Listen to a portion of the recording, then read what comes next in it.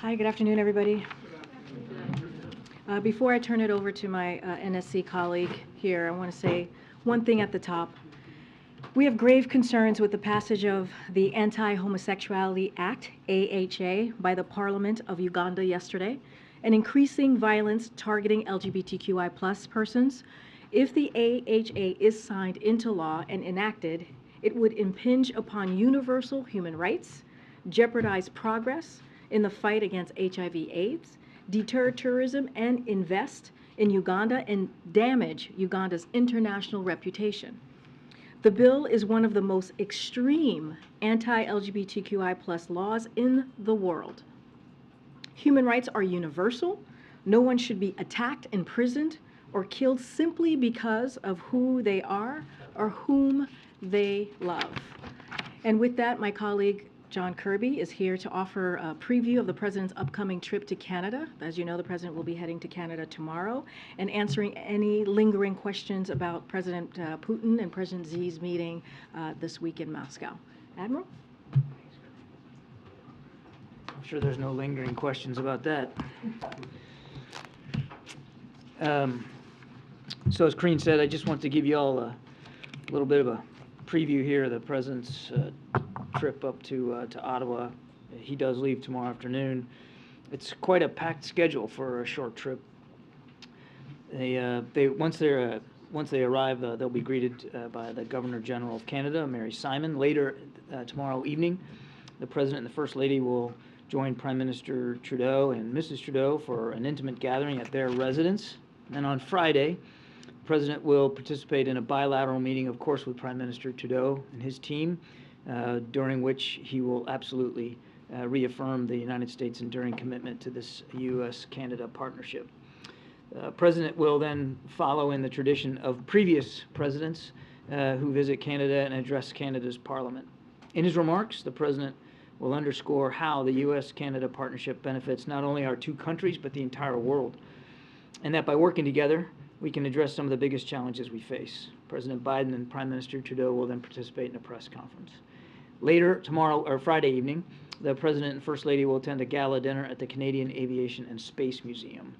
Now, in addition to joining the President for those events, the First Lady will continue to build on her friendship with Mrs. Sophie Trudeau and participate in a spousal program that's focused on our shared cultural connections and, of course, empowering young people. This is a meaningful visit. Canada is one of the United States' closest allies and friends and has been now for more than 150 years. This will be the first true in-person bilateral meeting between the two leaders in Canada since 2009. In the first year of this administration, we focused on rebuilding that bilateral relationship. In the second year, we focused on following through on our commitments, including prioritizing orderly and safe migration through regular pathways and enhancing collaboration to address the synthetic opioid crisis. And now, heading into the third, this visit is about taking stock of what we've done, where we are, and what we need to prioritize for the future. We're going to talk about our two democracies stepping up to meet the challenges of our time. That includes taking concrete steps to increase defense spending, driving a global race to the top on clean energy, and building prosperous and inclusive economies. That's continuing to take bold action. That's also continuing to take bold action to combat climate change, promote inclusive economic growth and good jobs, strengthen our democracies, supporting efforts for stability in Haiti, and continuing, of course, to support Ukraine. President Biden will also promote our shared domestic and foreign policy goals, including by highlighting the mutual benefits of the Inflation Reduction Act, the CHIPS and Science Act, the U.S.-Mexico-Canada Agreement for promoting prosperity and clean energy. And of course, the first call President Biden made to a foreign leader as President of the United States was to Prime Minister Trudeau, highlighting the strategic importance of this incredible relationship. Since then, the two leaders have spoken multiple times and also met in person a number of times, and we're looking forward to continuing to work with Canada to strengthen economic ties, to promote inclusive growth, to address, as I said, climate change, enhance North America's competitiveness, and strengthen our defense through both NATO and through NORAD. And with that, we'll take some questions. Hey, John. So I wanted to ask you about the Russian foreign minister's comments today about Britain's plans to supply Ukraine with depleted uranium ammunition.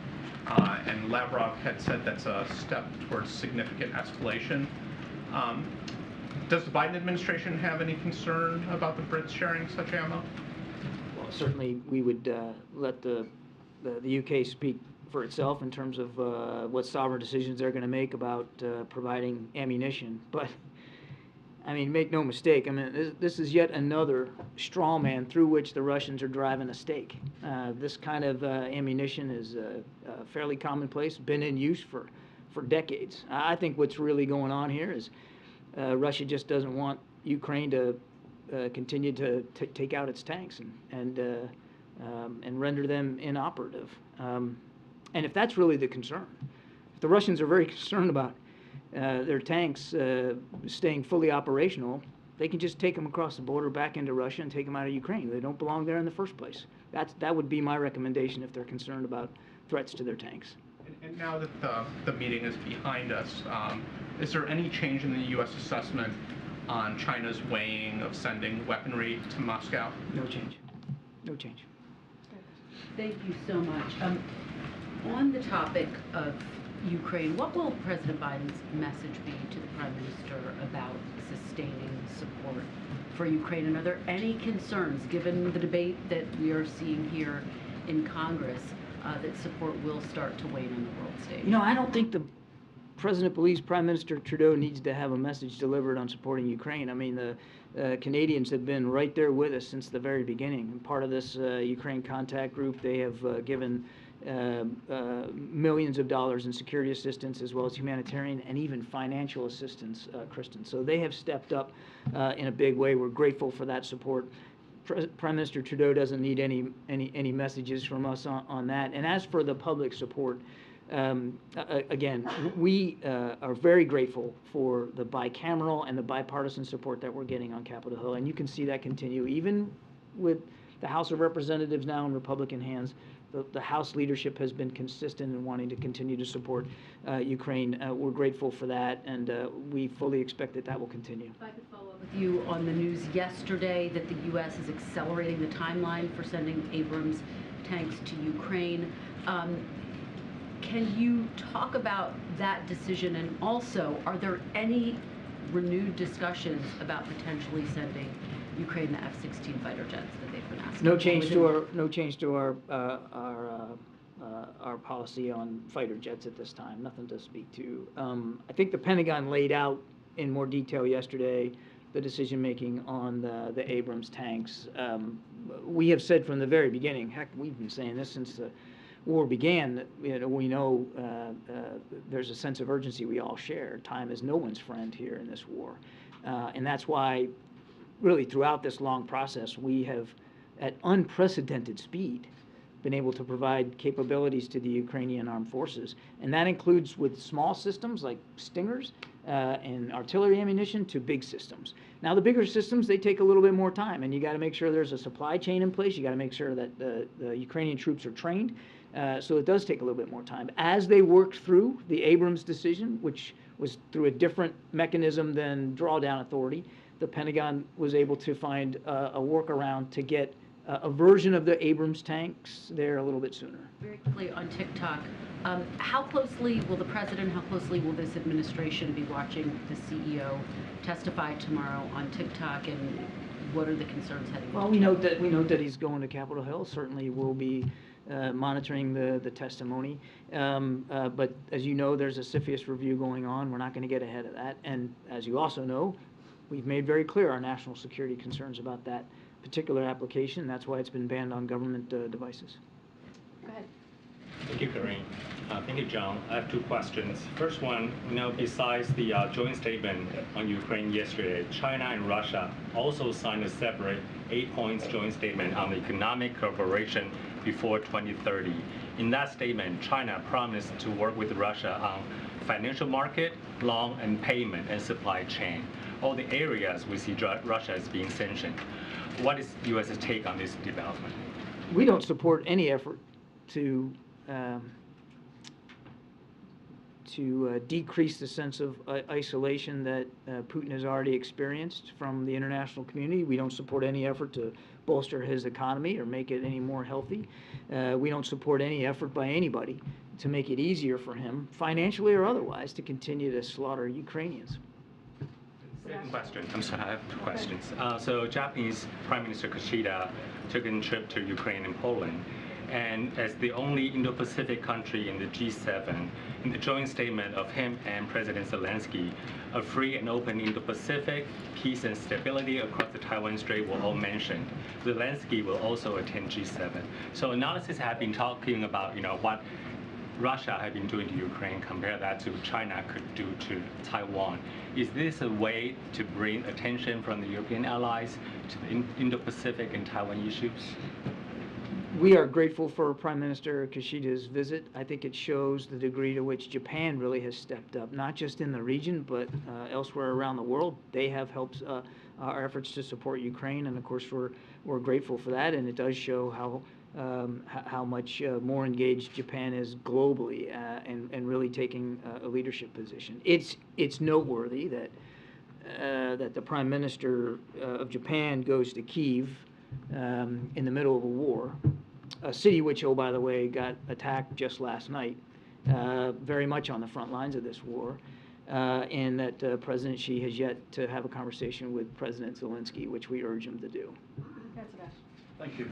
Hello, Admiral. Yeah, Yes. sorry. Hi. Two questions. First one, following up on Karine's statement about Uganda and what Secretary of State has already said. Is anything like sanctions or some other concrete measure being considered by the U.S. side if this law should take effect? Yeah, well, first of all, big if there, right? This is the Parliament passing it. It still has some process to go here. We're certainly watching this real closely, and we would have to take a look at whether or not there might be repercussions that we would have to take, perhaps in an economic way, should this law actually get passed and enacted. And that would be really unfortunate because so much of the economic assistance that we provide Uganda is health assistance, and largely through PEPFAR. You can see a world in which a law like this, should it be enacted, would not only, as Karine rightly said, just be devastating to a whole community of people inside Uganda, but if it were to have any kind of an effect on our economic assistance, that would only make that worse. So we'll have to take a look. No decisions. We're watching this very, very closely, and hopefully it won't pass and we won't have to do anything. And sorry, I had a second one. Back on the depleted uranium issue. Has the U.S. sent any depleted uranium ammunition to the Ukrainians? Would it do so? And secondly, what do you make of the Russian and Belarusian kind of veiled threats about using some sort of, going nuclear themselves? I mean, that's kind of what they're saying. They're saying if you use a little bit of nuclear, we could go nuclear. They've been saying that. Lukashenko. You mean in reference to the depleted uranium? Yeah. Has the U.S. sent any of this stuff itself? So look, we don't typically talk about the specifics of ammunition that we're providing, but we're not providing depleted uranium. But I think it's important to remember what this is. This is.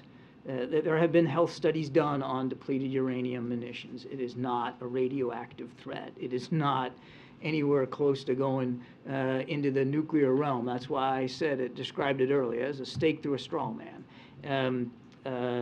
This is a commonplace type of munition that is used particularly for its armor-piercing capabilities. So again, if Russia is deeply concerned about the welfare of their tanks and their tank soldiers, the safest thing for them to do is to move them across the border and get them out of Ukraine. On two topics for you. First of all, on President Zelensky's visit to eastern Ukraine near the front near Bakhmut, what does the fact that he was able to travel there say about the strength of the Ukrainian positions there? And then secondly, a lot has been made about the relative significance of Bakhmut. What does his visit say about the importance of that city for the Ukrainian forces? So interesting split screen, wasn't it, Jeremy? You have the president of Ukraine going to literally to a town that's been under assault now for weeks, where thousands of Ukrainian soldiers have fought and many have died, as well as tens of thousands, we estimate, Russian convicts. I mean, it's where the most vicious fighting is going on, and he goes there. The other day, Mr. Putin decides to go to Mariupol, which is about as far away inside Ukraine from any fighting as you can get, to inspect the reconstruction after the damage his army did to Mariupol. President Zelensky has made very clear that he wants his forces to keep fighting over and for Bakhmut, and they haven't given it up. The Russians have made some incremental gains in the last few days, but only incremental. I mean, we're talking block by block kind of stuff. And the Ukrainians are still fighting very bravely to try to prevent Bakhmut from falling. I'll let President Zelensky describe his strategy and what he wants to prioritize and how he wants his troops to fight and where. But noteworthy, yet another example of his incredible leadership under fire as a commander-in-chief in war, going right to where it is. That is where the heaviest fighting is right now in the whole country, let alone the Donbass region. And then on Israel, the State Department yesterday summoned the Israeli ambassador over the repeal of this 2005 law regarding the northern West Bank. The U.S. has been critical of these judicial reform efforts. Yesterday, you criticized comments made by Israel's finance minister. I'm wondering, what is the current state of U.S.-Israel relations, and how concerned is the United States that this current Israeli government is moving in a more authoritarian direction, and also potentially putting up more impediments towards a potential two-state solution? Israel remains a strong ally and a deep, deep friend in the region, I'd say even around the world. And the president, in his discussion with Prime Minister Netanyahu the other day over the weekend, made clear that our support for Israel's security will remain ironclad. Nothing's going to change about that. And he has, through his entire public life, been one of Israel's strongest supporters and friends, and that will not change. Now, he has also said, and he's communicated it publicly, and of course he's communicated it privately, our concerns over these proposals, these proposed judicial reforms, and he has said, and he said it again over the weekend, that we urge Israeli leaders to seek a compromise as soon as possible, and then that's where we are. In the back. Hi, John. Getting back to the Canadian visit, is one of the issues being discussed the safe third-party agreement?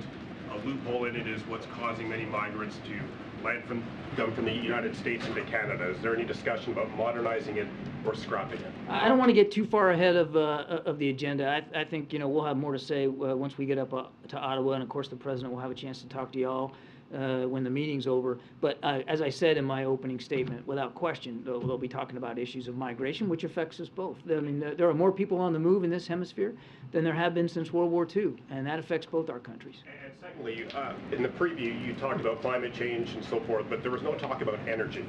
Is there a push or a discussion to import oil or energy exports into the U.S. from Canada? Again, I'm not going to get too far ahead of specifics. I think energy security clearly will be on the agenda, as well as clean energy jobs, jobs that will be brought to the hemisphere from the Inflation Reduction Act, as well as, the Canadians have an emissions control plan that they've put into place that will also help, again, drive clean energy innovation here in the hemisphere, certainly between our two countries, and that's pretty exciting stuff. We're looking forward to that.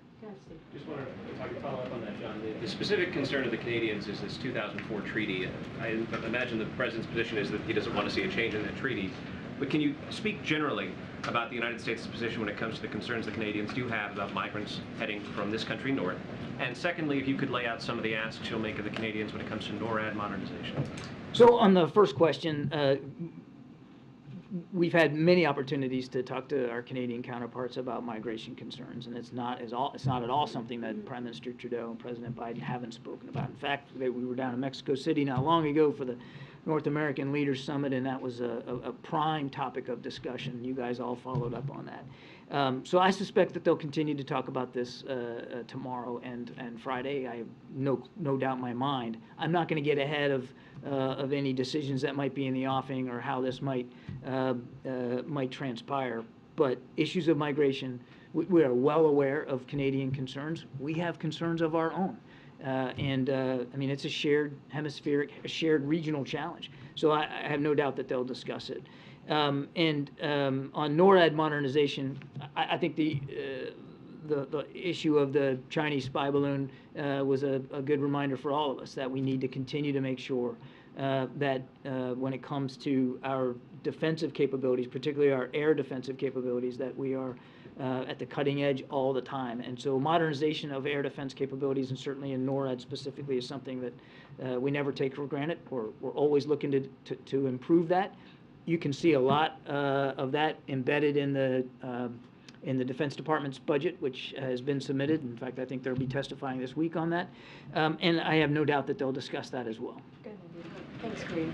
Just a quick question on House Republicans asking the administration to share their review on the Afghanistan withdrawal with Congress and even the public. Is the administration considering that? So I think you know that we've been engaged in an effort to review the U.S. withdrawal from Afghanistan, to assess the lessons learned. We expect to be able to share those takeaways with the public by mid-April, and of course we also have every expectation that the agencies themselves who conducted these after-action reviews will be able to share the classified reports with their relevant congressional oversight committees, again on the same basic timeline of mid-April. And one quick one, your comment on the fresh set of missile strikes that we've now seen from Russia. This comes right as she left Russia. Yeah, pretty ironic, isn't it? Yeah, and so your thoughts on whether you think that visit has now definitively emboldened Putin? Mr. Putin hasn't really taken the foot off the gas since he invaded a year ago. He just continues to find new, brutal, violent ways to kill Ukrainians and to try to destroy Ukrainian cities, basically wipe Ukraine off the map as an independent sovereign nation. So it'd be hard for me to say that this visit emboldened him, but I find it pretty dang ironic. I mean, yesterday I was up here reading quotes that these two leaders put out about sovereignty and UN Charter and peaceful solutions and cessation of hostilities. And then the very next day, Vladimir Putin's launching drones and cruise missiles into Zaporizhia and to Kyiv, and as I noted, you know, killing innocent civilians even just last night. Two of them were kids. So it's hard to say whether he's more emboldened or not, but he certainly hasn't changed tack in the wake of all that lofty rhetoric about peace and cessation of hostilities. Just one other quick one on Putin's behavior. The Russian defense minister also awarded orders of courage to the two pilots that were involved in the downing of the U.S. Reaper drone. You know, obviously the U.S. made it very clear that we found that to be unacceptable. Just what do you make of Russia portraying them as national heroes? I don't know of another military in the world, another Air Force in the world that would award a pilot for smashing into a drone. If that's bravery, then I guess they got a different definition of it. It's ludicrous. It's insulting. Now we don't know whether that pilot was trying to intentionally ram that drone or not, but he did. Video evidence was pretty conclusive. Either way, I mean, in the Navy I grew up in, you don't want to hit anything. Hitting anything's bad for you. So like I'm sorry. I got to throw the flag on this one. I have no clue why they would give a bravery award to a pilot who was at worst maliciously putting himself and U.S. property at great risk, and at best just an idiot. Thanks, Karine. John, a question on Canada again. Will President Biden push Prime Minister Trudeau on an international peacekeeping force in Haiti? Can you talk about what specifically, as much as you can, they plan to do in that country? No question that they'll talk about the situation in Haiti, and both these leaders talked about it when we were in Mexico City. They share a concern about the dire situation down there from a security and humanitarian perspective. This is not something that is unfamiliar to either the Prime Minister or the President. I think they will continue to talk about ways we can continue to support from a humanitarian assistance perspective the people of Haiti and Haitian national security forces. And as for, multinational force or anything like that. Again, I don't want to get ahead of the conversation here, but as we've said before, if there's a need for that, if there's a place for that, that's all going to have to be worked out directly with the Haitian government and with the UN. But I won't get ahead of what the conversation is going to be. One more thing. Do you have an update on Jeff Woodkey? Is he back in the States? Has the president talked to him? Does he plan to talk to him? No conversations that I'm aware of. You know what? Let me check and see. I don't know that he's actually arrived back here in the States. That's a good question. I owe you an answer to that. Gotcha. Thank you, Karine, and thank you, John. I have two questions on China and North Korea. First question, does the United States view on the China and Russia economic and military and technical cooperation agreement? And do you think this will affect the relation with North Korea? And then I follow up. And what agreement? I'm sorry? Economic and military and technology. I'm sorry, and I missed between who? Between China and Russia. Between China and Russia. At this time. And how that will affect North Korea? Yeah, how would that go to? I think it remains to be seen what effect there's going to be with bilateral relations with North Korea, Jenny. I think we need to dive into that a little bit more deeply and try to understand it. It certainly doesn't. Just at face value, it doesn't appear like there would be some huge impact on the way China relates to North Korea. But we've said this before: China does have influence in Pyongyang, and we continue to urge them to use that influence to help us decrease the tensions there on the peninsula and to enforce the sanctions, the international sanctions, the UN sanctions that have long been in place to try to curb North Korea's nuclear ambitions. One more, North Korea. North Korea conducted tactical attack simulations, tactical nuclear weapons simulations recently, and Kim Jong-un ordered to be ready for a nuclear attack at any time.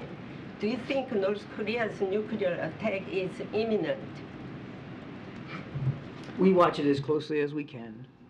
There's no indications or no information at this time that would lead us to believe that some sort of actual strike by North Korea is imminent. But we're watching and monitoring as best we can. Again, we urge Mr. Kim to sit down with the United States. Without precondition, we've made this clear, I don't know how many times, willing to sit down without precondition to talk about de-escalation of tensions and denuclearization of the peninsula. He hasn't taken us up on that offer, so we're going to continue to make sure we've got the requisite military capabilities in place. A couple more. Back on Haiti, Trudeau seems to be rejecting the idea that military force is a way to stabilize Haiti. So will the president urge him to reconsider? As I think I answered before, we're going to talk about Haiti, and we're going to talk about all the things that we got to continue to do for the Haitian people and for security there on that part of the island. And as I said, any discussion about the use of military forces has got to be done. Obviously, it's got to be resonant to sovereign decisions that nations who might be contributing military forces to make, but also it's got to be consistent with the needs and the requirements both of the UN and the Haitian government. And I just don't think we're at a point right now where we can answer that question definitively. Thank you. I wanted to see if I could get your reaction to some news coming from Venezuela. On Monday, the President Nicolás Maduro announced an extensive corruption investigation on the state-owned company PDVSA, and as a result, 19 officials have been arrested. The oil minister has resigned.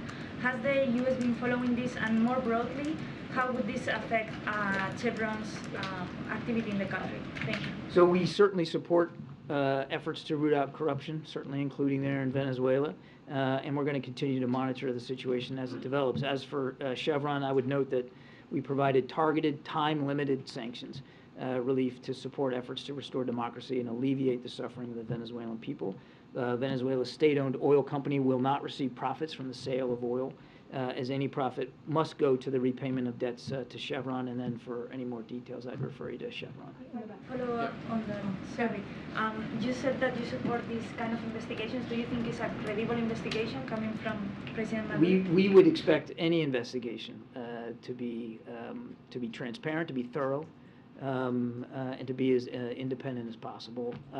It's just started, so I don't think we're going to grade the homework here before it's done, but we would urge Venezuelan authorities to do this in a very accountable, transparent, and credible way.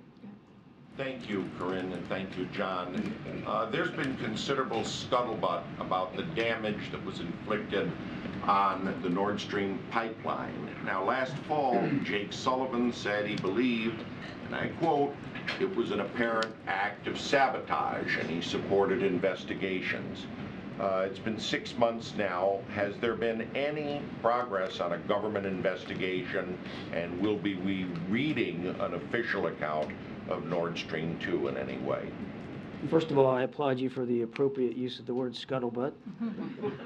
This is a great Navy term. Secondly, I think as Mr. Sullivan mentioned, there are 3 now national investigations being done into the Nord Stream 2 explosion by 3 of our allies. We are not going to get ahead of that. That work is still ongoing. We still do believe it was an act of sabotage. The United States was not involved in any way, contrary to some press reporting out there. But we need to let the work of these investigators go on, and it needs to go on unimpeded and without any influence or pressure from anybody else. No intention of impeding, but can you give us a ballpark when it might be done? I mean, remember, you got 3. You keep saying it. There's 3, and each of them are being conducted independently by 3 different nations, and I think we need to let them finish their work. I don't know of any timeline. You'd have to go to their national investigative bodies to find out. Go ahead, John. Thank you, Karine. John, prior to Xi's 3-day visit to Russia, China described this visit as a peace mission. He still hasn't reached out to President Zelensky. How would you describe this 3-day visit? We would not describe it as a peace mission, but we let these 2 leaders characterize it in their own words. What I've said still holds. We noted that they said they were standing up for the UN Charter and for sovereignty, and we agree with that.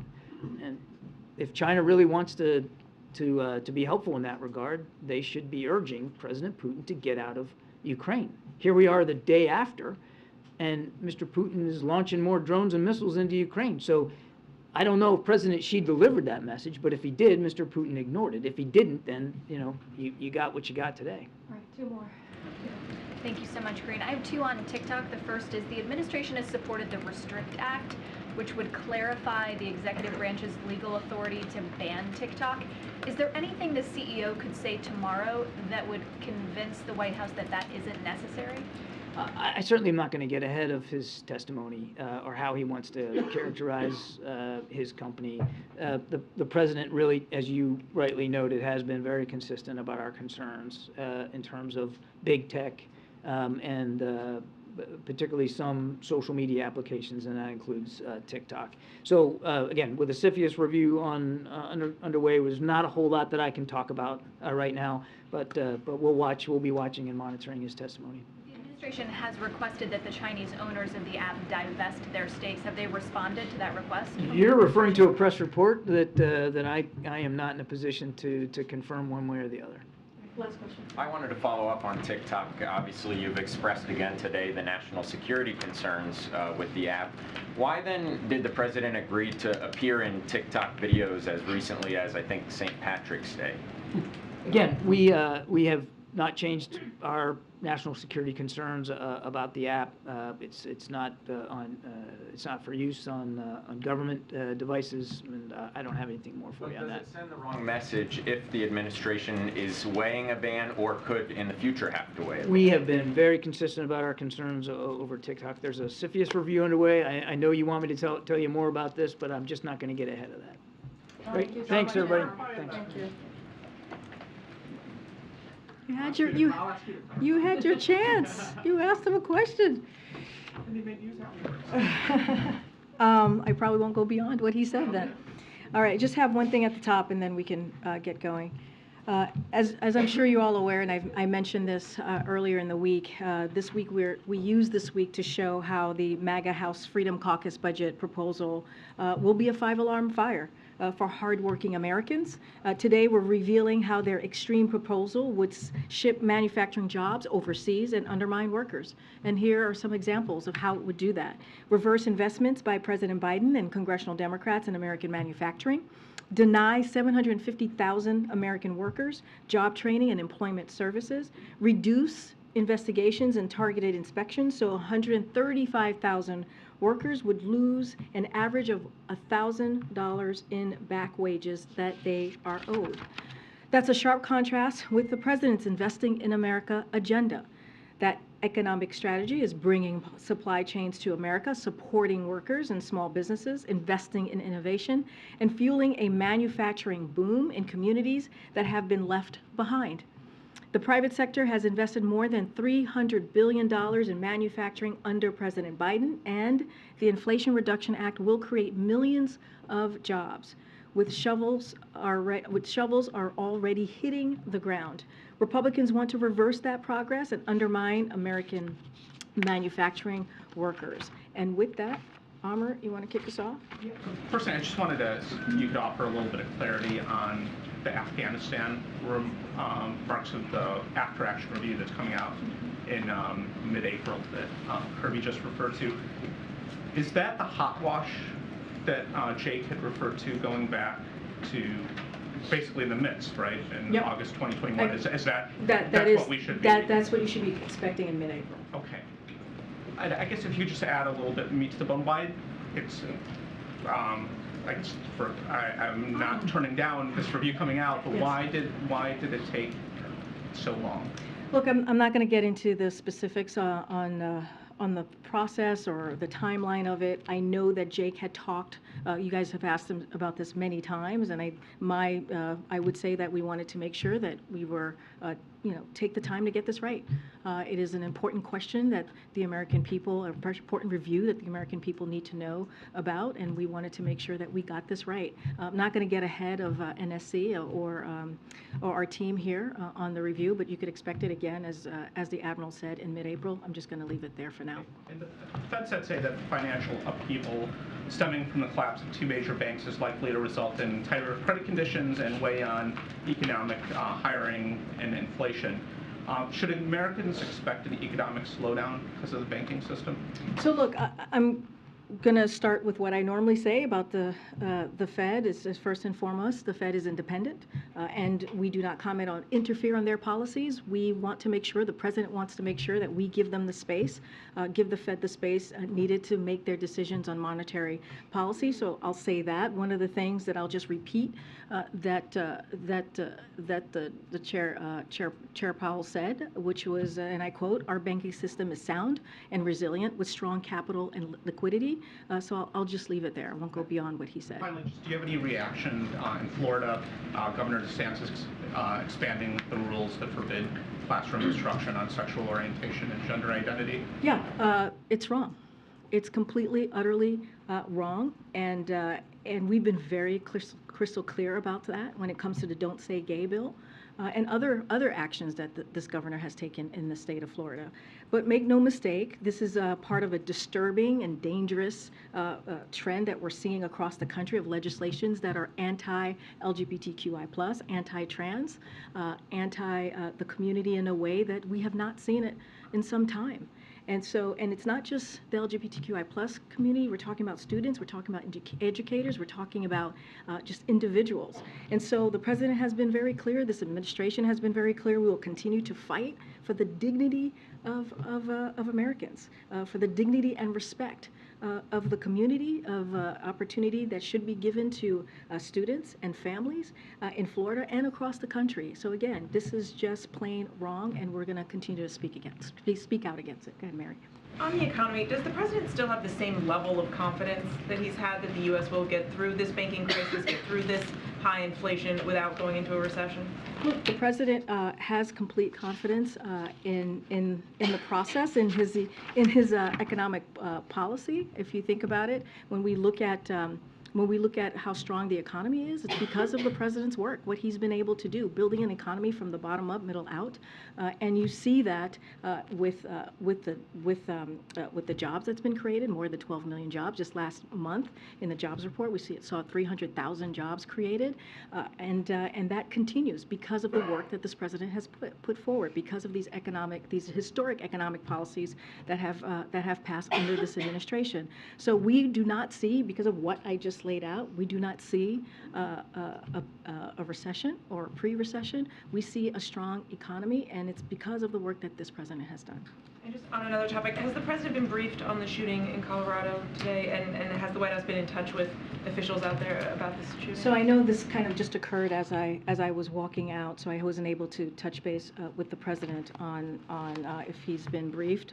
I did see him earlier. I just didn't see him right before this briefing. Our hearts go out to the families of the 2 school administrators in Denver today, and to the entire school community.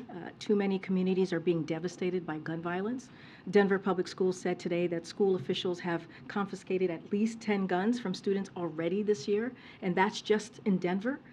From Columbine to Parkland to Newton to countless other tragedies in between, our schools are too often scenes of gun violence instead of safe spaces for our kids to learn. And I know many of you feel that. I have a kid. I know many of you have kids. And so this is devastating to continue to hear. Last week, the president, as you all know, some of you all traveled with us out to California, announced yet another executive order aimed at taking action to address the scourge of gun violence, and he will not stop fighting to keep our communities safe and guns out of dangerous hands. You got to remember, this is a president who's taken historic steps when it comes to executive actions, and he was able to do another one just last week, as I just mentioned. So the president continues to believe that Congress must also step up, and they must also act. It's time for an assault weapons ban. It's time to close loopholes in our background check system. It's time to require safe storage of guns. And as the president said in the State of the Union, Congress needs to do something. It is time, way past time, for Congress to do something. And I'll leave it there. Okay. The Federal Reserve Chairman said today that inflation is still too high. Does the president agree? Look, the president has always said that he's going to do everything that he can to make sure that we work every day to lower cost. He has always said when it comes to his economic plan, the number one thing that he wants to do is lower costs for Americans, and that's why the Inflation Reduction Act is so important. Lowering costs for health care, lowering energy costs. So he's always going to continue to work and take actions to make sure that we're doing that as much as we can in different ways. And you've seen the policies that he's put forward to deal with that. So look, one of the things that Jerome Powell did say about inflation, goods inflation's been coming down now for 6 months. Housing services is really a matter of time passing, and that came from Jerome Powell earlier today. Given all of that, the price of goods is still high. Americans are paying about $372 more a month, according to one estimate, than they were a year ago. What does the president say to Americans who everything that you say is happening on paper for them, paying that amount of money a month is still a lot? And we say, and we've been saying, we understand what the American people is feeling. That's not all lost on us. That's why we've made it a priority to do everything that we can to lower costs for Americans. There's junk fees. You've heard this president talk about junk fees that we're trying to deal with, writing out executive orders or hearing from different agencies on how we're dealing with junk fees, which is going to matter to Americans. Again, when you think about healthcare costs, lowering the cost on healthcare. And this is why we've made the contrast with what Republicans are trying to do. You see Republicans in the House saying that they want to lower Medicare.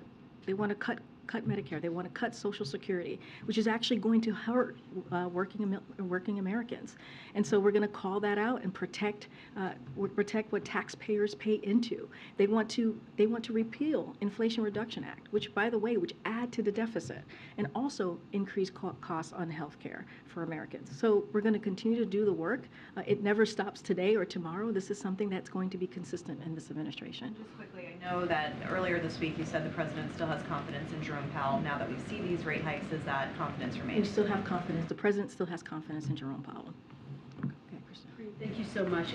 There's a bipartisan bill that's floating between Senators Rick Scott and Elizabeth Warren that would essentially require an independent inspector general to oversee the Federal Reserve Board of Governors and the Consumer Financial Protection Bureau. Is this something that the president would support? We just don't have a position on that. I understand the question, Kristen, but we just don't have a position on that at this time. Is it something that you will be taking a look at? Is it something that the president will be speaking Look, to? we normally, when it comes to legislation that's created in the House or the Senate, we always take a look, but we just don't have a position to share on this at this time. As you know, a number of economists were calling for a pause in rate hikes. Is there any concern about the action that the Fed took today? We're just going to be very mindful from here. Again, the Federal Reserve is independent. That's what the president believes. We want to always give them the space to make the decisions that they need to make on specifically on monetary policies. And so we're just not going to comment. And let me just ask you one more, Karine. President Biden said several weeks ago that he plans to visit East Palestine. Can you update us on that? When is he going to be visiting East Palestine, and why hasn't he yet? So the plans are underway, discussions are underway, just don't have anything locked in at this time. The president's words stand on what he shared about at some time going to visit the community. Again, this is a community that the moment that we heard on February 3rd, what occurred in that community hours after, February 4th, the wee early mornings of that day, the president and his team, Environmental Protection Agency and the Department of Transportation and other agencies acted right away, and they were on the ground, and the directive from the president was to make sure that we make that community whole. So you're saying he still plans to visit. What's your message to residents there, to lawmakers there, including Democrats who say you should have been there already? Look, the president has had his team on the ground since day one. I just laid out hours after we heard about the derailment. We had agencies, administrators or leaders in the different agencies, regional leaders in the different agencies on the ground, taking action and making sure every day to make sure that the community is going to be whole. That is the message that the president is sending to the East Palestine community, is that we are going to be there until they are whole again, and make sure that we hold the company responsible, Norfolk Southern, accountable. That is also important. We are cleaning their mess, but we're going to make sure that they are held accountable. Go ahead, Steve. Thanks, Karine. The messaging from TikTok increasingly is focused on the number of users, now up to 150 million. The TikTok CEO is expected to stress that in his testimony tomorrow. Is the app now so popular that it's too late for these national security concerns to be properly addressed?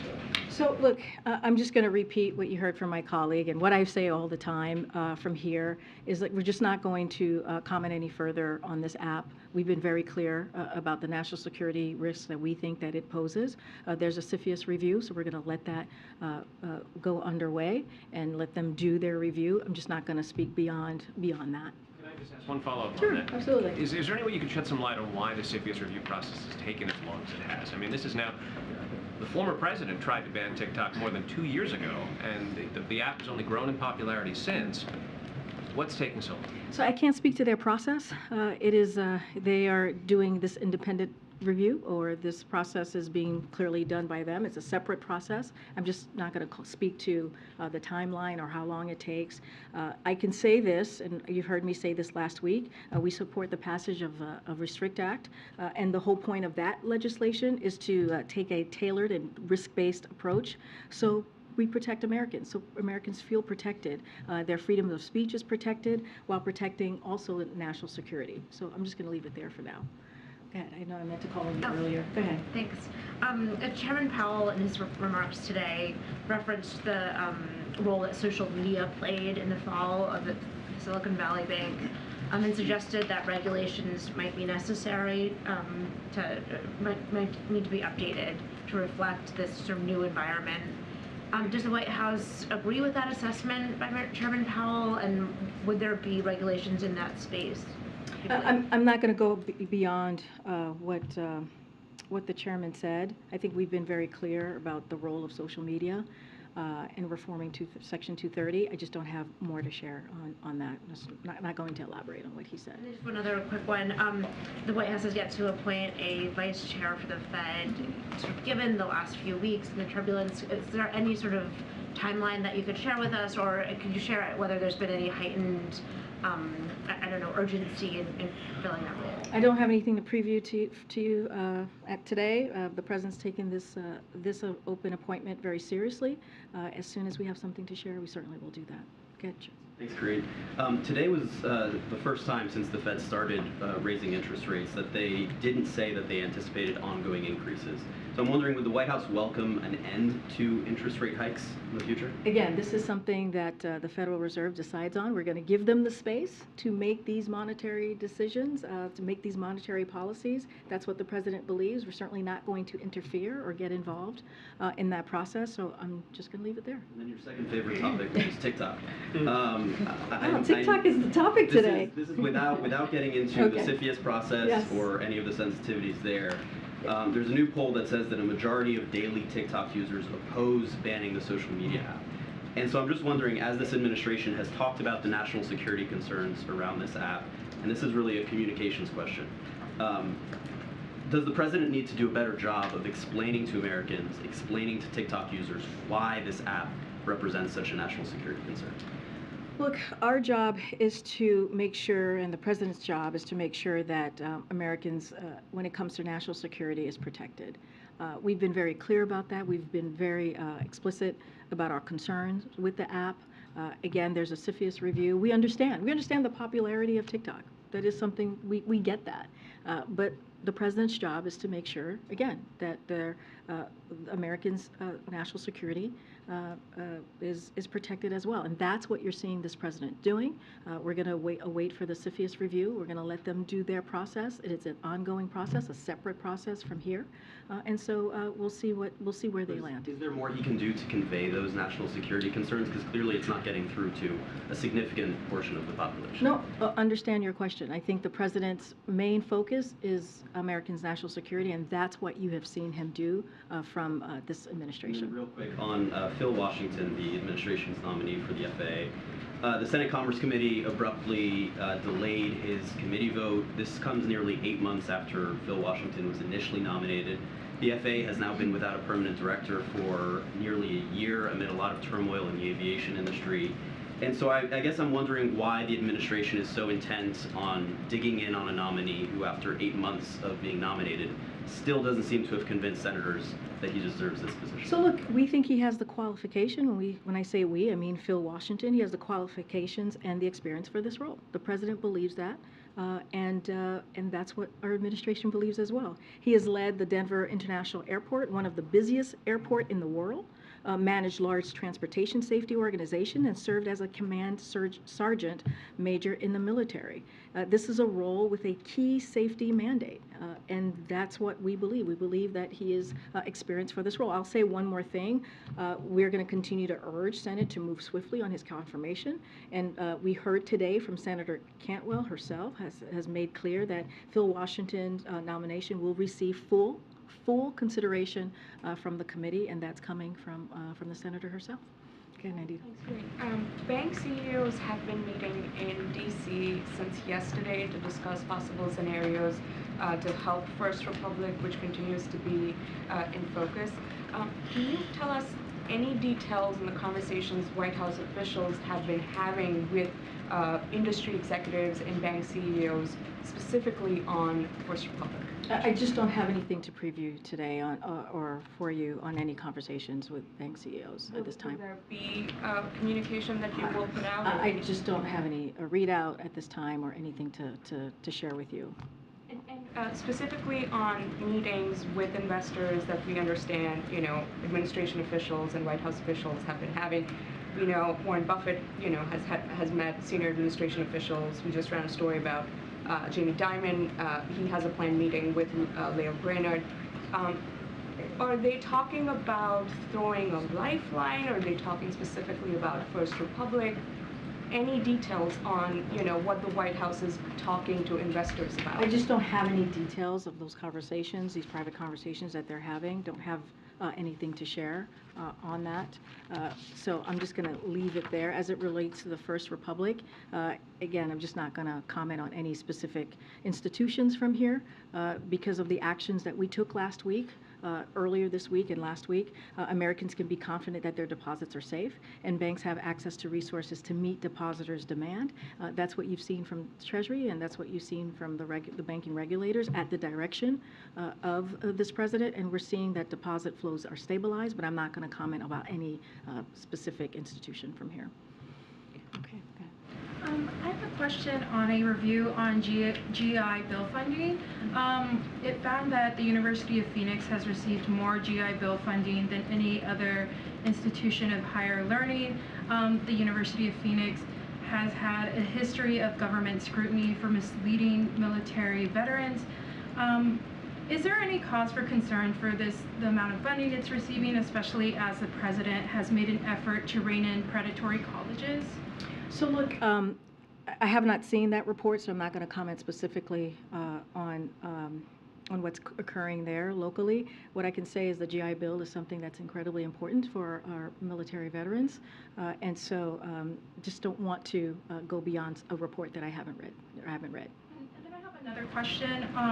So Texas Governor Greg Abbott has installed more than 130 miles of razor wire on federal land in the Rio Grande Canal.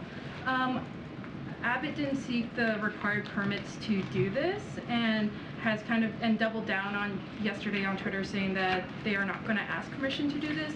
Does the administration plan to sue Texas like they did in Arizona over former Governor Doug Ducey's makeshift border barrier? That's a question for the Department of Justice. I don't have anything to share here. But more broadly on the governor in Texas, this is another political stunt that we've seen from him over and over again.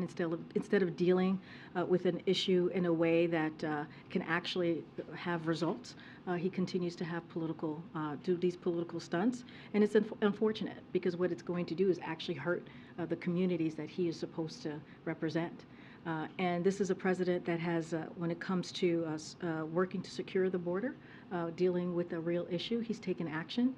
He's catched record levels of fentanyl because of the work that he's done, because of the record levels of funding. We support 23,000 agents, the most ever, working to secure the border, and we take more than 8,000 smugglers off the streets. We want solutions. We want real solutions that are going to matter to the American people, and that's not what Governor Abbott is all about. Go ahead, Karen. Two topics, if I can. Was anyone at the White House ever flagged about issues with Silicon Valley Bank ahead of its collapse, given that the Fed was aware of the risks for more than a year? That part, I don't have an answer for you on that. I can tell you that it's been about 2 weeks, so that Friday, right, we were made aware of what was occurring, and we took action. The president directed the Treasury and the banking regulators to take action, and they came up with a solution, as you heard from the president, that following Monday, and they have continued to take action to make sure that depositors are continue to be whole, and that our banking system continues to be resilient. And so I just don't have any conversations to read out. The timeline. I don't have a timeline to. Yeah, I can tell you about the timeline from the last 2 weeks, but beyond that, I don't have any timeline to share. Second topic. Can you give us a preview of the event the president's doing tomorrow on the anniversary of the Affordable Care Act? Who's coming to that event? What's his message? Is there any new announcements? We'll have more to share later today on that event, for sure. Okay. I'm going to go around. Go ahead, Garen. Another question on the Affordable Care Act. The ACA notably led to a significant reduction in the number of uninsured Black Americans. However, there are still millions of Black Americans who don't have insurance, and there remains a significant gap between uninsured Black Americans and white Americans. Healthcare policy experts say that states expanding Medicaid could significantly close that gap.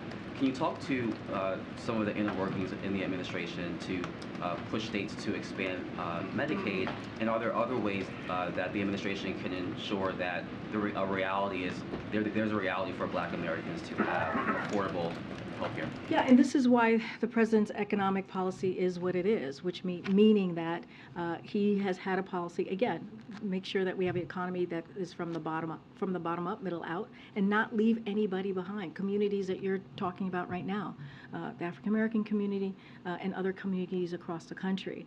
But I'll say this, as we've seen some progress made under ACA by lowering healthcare prices, increasing the number of Americans with insurance, and capping out-of-pocket drug costs for seniors on Medicare. That is something that this administration has worked on this last 2 years. And it brings me back to the Inflation Reduction Act, right? How important it is, especially for many members of the Black community, when you think about Medicare being able to lower cost for our seniors across the board. When you think about the insulin cap for Americans, that's what you saw from the Inflation Reduction Act for seniors in particular, and then you saw Eli Lilly, what they were able to do, and others, what they were able to do for all Americans. That's because of the work that this president has done. And so we understand that there's still millions of people that need a lot more, but because of the president's economic policy, because of his understanding of what healthcare means to people, his personal understanding of that, he has done the work to make sure that people who are normally forgotten are not. Go ahead, Peter. Thank you, Karine. House Oversight says they've got bank records showing a Chinese energy company paying 3 Biden family members through a third party. What were they paid for? Look, I'm just not going to respond to that from here. Look, we have heard from House Republicans for years and years and years how the inaccuracies and lies when it comes to this issue.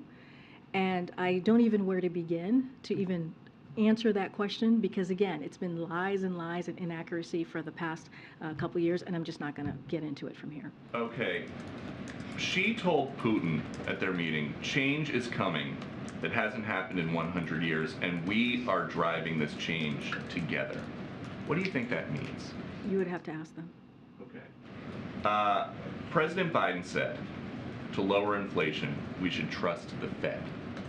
Now the Fed is saying that rate hikes won't be enough to quell inflation.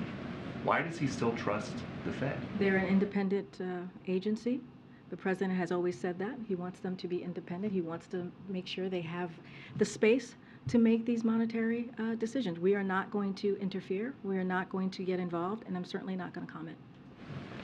All right. Thank you, everybody. All right. See you guys on Monday.